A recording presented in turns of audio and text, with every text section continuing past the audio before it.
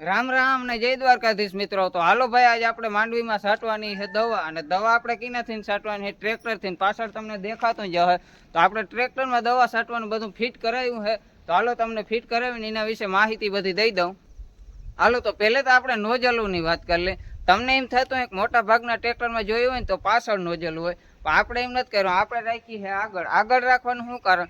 નોઝલમાં કોઈ કચરો આવી જાય, કેટલું પ્રેશર થાય, હેઠે હરીએ ધ્યાન રહે ને હેઠે હરી હરખી સટાઈ જાય ને એના માટે આપણે રાખ્યું છે આગળ.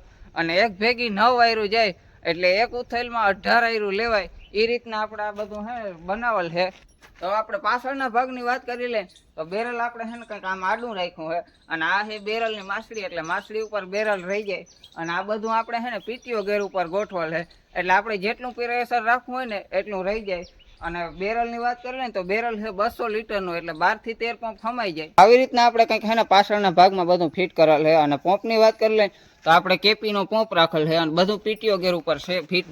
એ તમે જોઈ શકો છો. અને પ્લસમાં વાત કરી લઈએ તો આપણે એક અહીંયા વાલ રાખ્યો છે ચાલુ બંધ કરવાનો. આ જો બંધ રહી ને પીટીઓ ગેર ચાલુ હોય ને તો આમાં બેરલમાં છે ને અંદર દવા મિક્સ થયા રાખે, એવી રીતના આપણે બધું કંઈક ગોઠવેલ છે.